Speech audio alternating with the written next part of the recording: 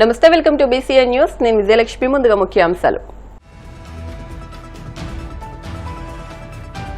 TDP senior నేత మాలేపాటి సుబ్బానాయుడు కుటుంబాన్ని పరామర్శించిన మంత్రి లోకేష్. అండగా ఉండటమే కాక రాజకీయంగా ముందుకు తీసుకెళ్లే బాధ్యత తనదేనని హామీ. హర్యానాలో బీజేపీ పాల్పడిన ఓట్ల చోరీపై Rahul Gandhi high voltage hydrogen bomb పేల్చారు. పీసీసీ అధ్యక్షురాలు వైఎస్ షర్మిల విమర్శలు. చంద్రబాబు ప్రాపకం కోసమే ఎమ్మెల్యే ఆదినారాయణ రెడ్డి సంస్కారహీనంగా మాట్లాడుతున్నారు. వైసీపీ మాజీ ఎమ్మెల్యే రాచమల్లి శివప్రసాద్ రెడ్డి ఫైర్.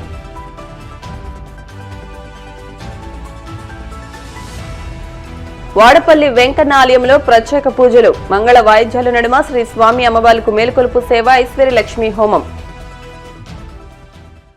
రాష్ట్ర ఆగ్రో ఇండస్ట్రీస్ కార్పొరేషన్ చైర్మన్ ఇటీవల ఆకస్మికంగా మరణించిన టీడీపీ సీనియర్ నేత మాలేపాటి సుబ్బానాయుడు కుటుంబాన్ని మంత్రి లోకేష్ పరామర్శించారు. ఆయన కుటుంబానికి అండగా ఉండటమే కాక రాజకీయంగా ముందుకు తీసుకెళ్లే బాధ్యత తనదేనని హామీ ఇచ్చారు. నెల్లూరు జిల్లా దగదర్తిలో సుబ్బానాయుడు, ఆయన సోదరుడి కుమారుడు భానుచందర్ ఇటీవల మృతి చెందిన సంగతి తెలిసిందే. కుటుంబ సభ్యులను ఓదార్చేందుకు మంత్రి ఫరూక్, ఎంపీలు, ఎమ్మెల్యేలు, ఎమ్మెల్సీలతో కలిసి లోకేష్ దగదర్తికి వచ్చారు. సుబ్బానాయుడు సతీమణి భవానీ, ఇతర కుటుంబ సభ్యులతో లోకేష్ ఏకాంతంగా మాట్లాడారు. మాలేపాటి కుటుంబం టీడీపీ ఆవిర్భావం నుంచి పార్టీలో ఉందని, కావలి ఇన్ఛార్జిగా సుబ్బానాయుడు చేసిన సేవలు, పార్టీ కోసం చేసిన కృషిని వారు వివరించారు.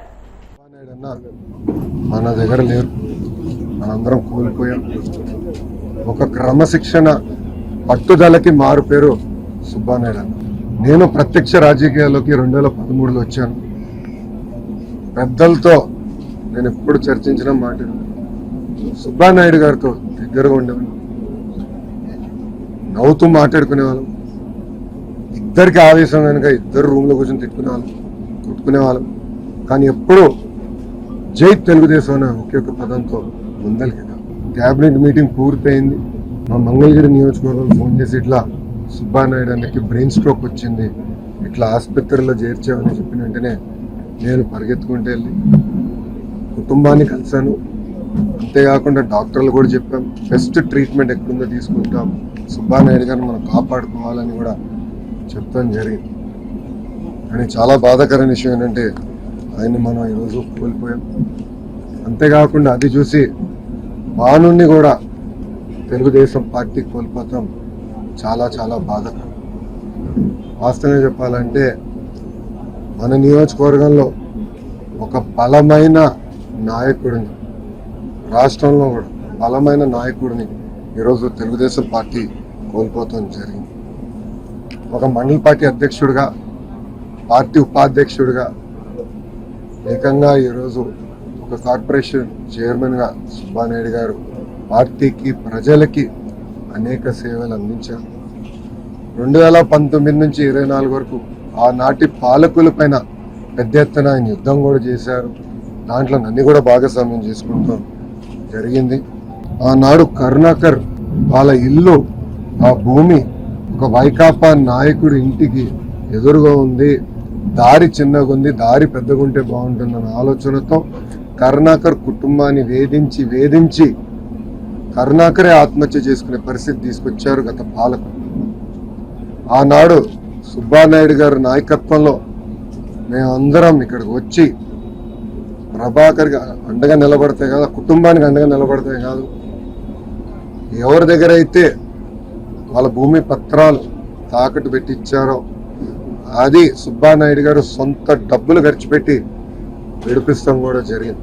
మా జాతీయ అధ్యక్షులు వారు, గౌరవ ముఖ్యమంత్రి చంద్రబాబు నాయుడు గారు నియోజకవర్గానికి ఎప్పుడొచ్చినా ఏ కార్యక్రమం చేసినా పెద్ద ఎత్తున జయప్రదం చేసేదానికి ఒక ఇన్ఛార్జ్గా చాలా కష్టపడ్డారు, అద్భుతంగా పనిచేశారు. మాకు ఒక పరీక్ష, కుటుంబానికి ఒక పరీక్ష. మాకు దేవుడు కూడా శక్తి ఇచ్చాడు జయించేదానికి. కుటుంబానికి అండగా నిలబడటమే కాదు, కుటుంబాన్ని రాజకీయంగా పైకి తీసుకొచ్చే బాధ్యత తెలుగుదేశం పార్టీ తీసుకుంటుంది. ఒక జాతీయ ప్రధాన కార్యదర్శిగా నా బాధ్యతలు నేను నిర్వహిస్తాం జరుగుతుంది. కొంతమంది కావాలని దుష్ప్రచారం చేస్తాం, కొంతమందిని కించపరిచే విధంగా పోస్టులు పెడతాం, ఇవన్నీ నేను గమనిస్తున్నా. ఈయన వెనకాల ఎవరున్నా చాలా కఠినమైన నిర్ణయం తీసుకుంటాం, యాక్షన్లో చూపిస్తాం. కుటుంబం కష్టంలో ఉన్నప్పుడు అండగా నిలబడాల్సిన బాధ్యత అందరిపైన ఉంటుంది. సమాజంలో ఎవరున్నా వాళ్ళపైన ఉంటుంది. నాకు కొన్ని వివరాలు కూడా ఇచ్చారు. తప్పనిసరిగా దానిపైన మేము రివ్యూ చేసుకొని కఠినమైన యాక్షన్ కూడా తీసుకుంటాం. కుటుంబానికి అండగా నిలబడతాం. రాజకీయంగా పైకి తీసుకొచ్చే బాధ్యత వ్యక్తిగతంగా నేను తీసుకుంటానని కుటుంబానికి చెప్పాను. కార్యకర్తలందరూ కూడా తెలియజేస్తున్నాం. కుటుంబాన్ని అండగా ఉన్న నాయకులు మేము అందరం ఉంటాం. వాళ్ళని రాజకీయంగా ముందుకు తీసుకెళ్లే బాధ్యత కూడా నేను తీసుకుంటాను. హర్యానాలో ప్రధాని మోదీ పాల్పడిన ఓట్ల చోరీపై కాంగ్రెస్ పార్టీ అగ్రనేత Rahul Gandhi high voltage hydrogen bomb పేల్చారని పీసీసీ అధ్యక్షురాలు వైఎస్ షర్మిల అన్నారు. విజయవాడ ఆంధ్రరత్న భవన్లో పీసీసీ సీనియర్ నేతలు జేడీసీలం మస్తాన్ వలి, నరహర్ శెట్టి నరసింహారావు తదితరులతో కలిసి ఆమె మీడియాతో మాట్లాడారు. హర్యానాలో 25 లక్షల దొంగ ఓట్లను సృష్టించి బీజేపీ ఓట్ల చోరీకి పాల్పడిందని విమర్శించారు. దీన్ని నిరసిస్తూ రాష్ట్ర వ్యాప్తంగా 175 అసెంబ్లీ నియోజకవర్గాల నుంచి 17.65 లక్షల సంతకాలను సేకరించి ఢిల్లీకి పంపుతున్నామని తెలిపారు. చూసింది రాహుల్ గాంధీ గారు హై వోల్టేజ్ హైడ్రోజన్ బాంబ్ లాంటి నిజాన్ని పేల్చడం జరిగింది. ఇది మోడీ గారి మోసం మీద పేల్చిన బాంబు. ఇది ఈసీఐ చేస్తున్న దగా మీద పేల్చిన బాంబు. రాహుల్ గాంధీ గారు ఒక్కొక్కటిగా తీగలాగుతున్నారు. దాంతో కర్ణాటకలో, మహారాష్ట్రలో, నిన్న హర్యానాలో జరిగిన ఈసీఐ చేసిన మోసాన్ని దేశం ముందు బయటపెట్టారు. నిన్న చాలా వివరంగా రాహుల్ గాంధీ గారు ఒక ప్రెజెంటేషన్ ని దేశ ప్రజల ముందర పెట్టడం జరిగింది. దాంట్లో హర్యానాలో 25 లక్షల ఓట్లని ఈసీఐ బీజేపీకి అనుకూలంగా అవుట్కమ్ మారడానికి ఒక దగా చేసినట్టు రాహుల్ గాంధీ గారు దేశం ముందు ఈ నగ్న సత్యాన్ని పెట్టడం జరిగింది. 25 లక్షల దొంగ ఓట్లు అంటే హర్యానాలో మొత్తం ఉన్నదే 2 కోట్ల ఓట్లయితే దాంట్లో 25 లక్షల ఓట్లు దొంగ ఓట్లే. అంటే 8 మంది ఓటర్లకు 1 ఓటు దొంగ ఓటు. ఎంత ఆశ్చర్యం! అసలు హర్యానాలో పోల్ అయింది బీజేపీకి, కాంగ్రెస్ పార్టీకి ఓట్ షేర్ చూసుకుంటే రెండిటికి పెద్ద తేడా లేదు. బీజేపీ పార్టీకి 55,48,000 చిల్లర ఓట్లు పోలైతే కాంగ్రెస్ పార్టీకి పోలయ్యింది 54,30,000 చిల్లర. కేవలం 1,18,000 ఓట్ల తేడాతో హర్యానాలో బీజేపీ అధికారంలోకి రావటం జరిగింది. అంటే వీళ్ళు దొంగ ఓట్లుగా 25 లక్షల ఓట్లు చేర్చారు. దాంతో 1,18,000 ఓట్ల తేడాతో బీజేపీ పార్టీ హర్యానాలో గవర్నమెంట్ ఫామ్ చేసింది. ఇది సర్కార్ చోరీ కాకపోతే ఏమిటి అని అడుగుతున్నాం. నిజంగానే 25 లక్షల దొంగ ఓట్లను చేరుస్తే 1,18,000 ఓట్లతో బీజేపీ పార్టీ అధికారాన్ని జిక్కించుకుంది. ఓటు పర్సెంటేజ్ చూస్తే 25 లక్షల దొంగ ఓట్లు చేర్చిన తర్వాత బీజేపీకి వచ్చిన ఓటు షేరు 39%.9.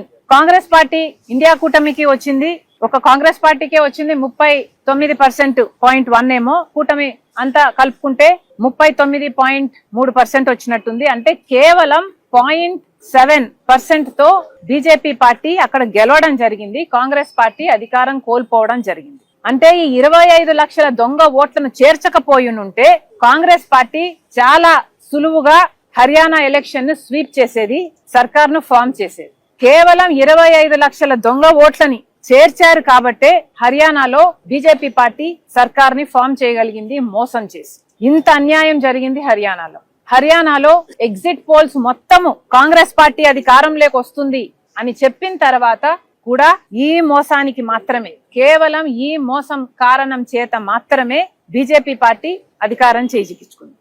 ఇది మన దేశంలో జరుగుతున్న వాస్తవ పరిస్థితి.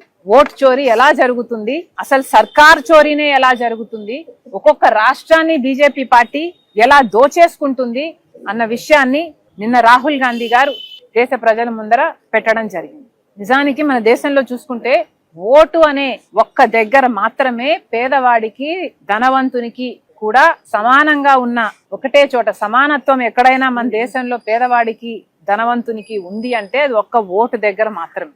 కానీ ఇప్పుడు ఆ అవకాశం కూడా లేకుండా చేస్తున్నారు.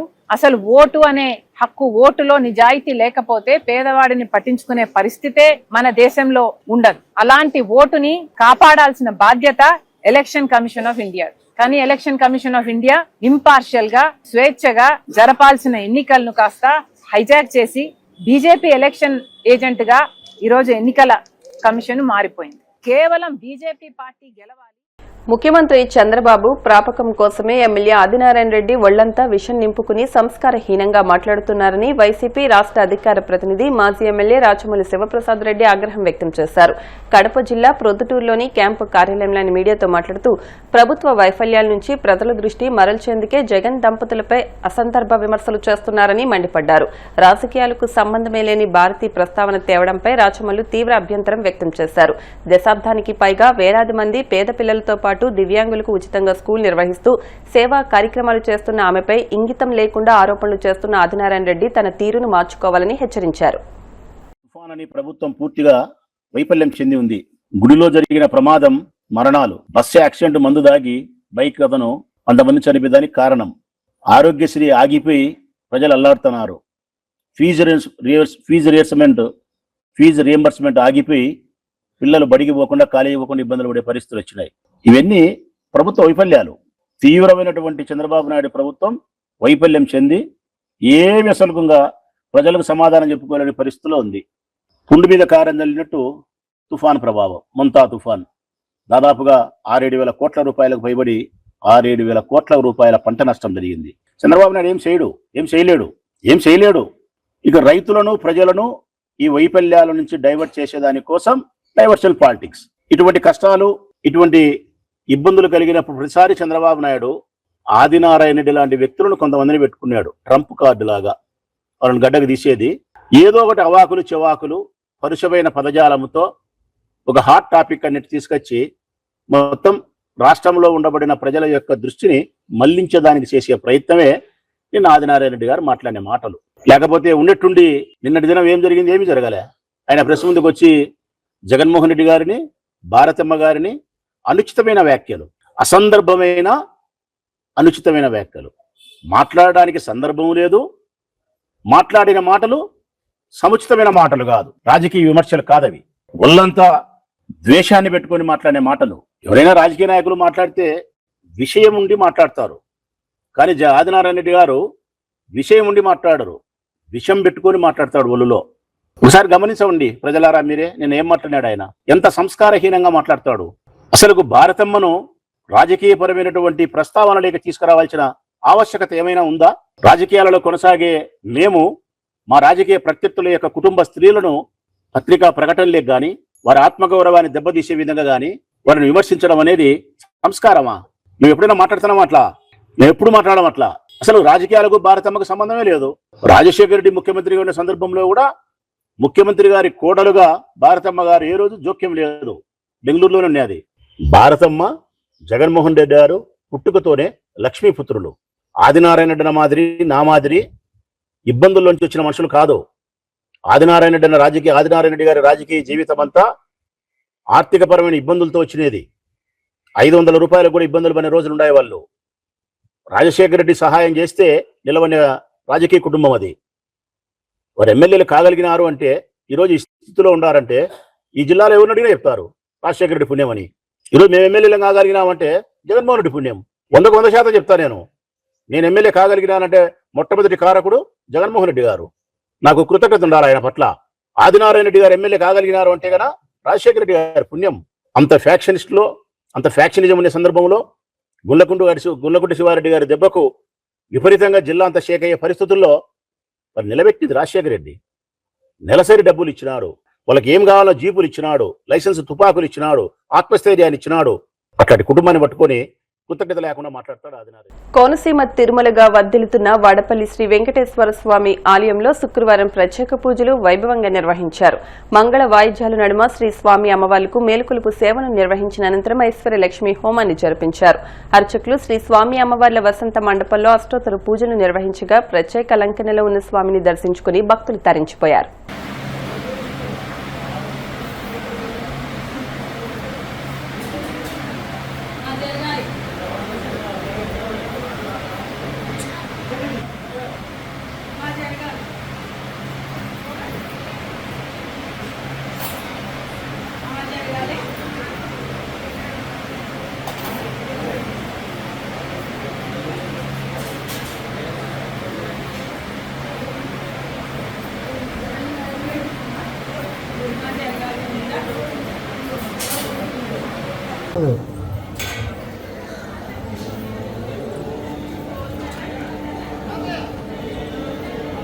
ఎక్కువ మంది ఉన్నారని చెప్పేసి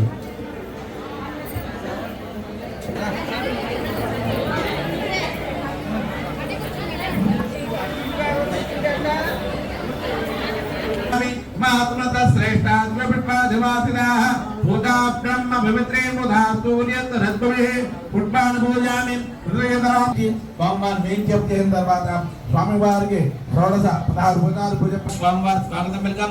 శ్రీ మహాలక్ష్మి వారికి 10 రకాల పుష్పాలు పూజ ప్రారంభమవుతుంది.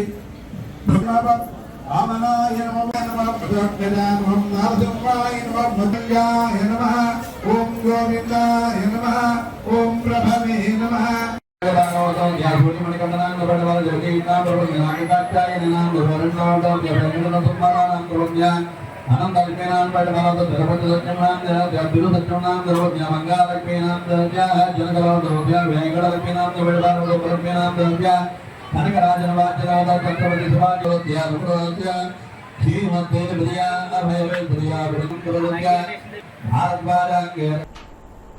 ఇప్పుడు కాసేపు ప్రకటనలు.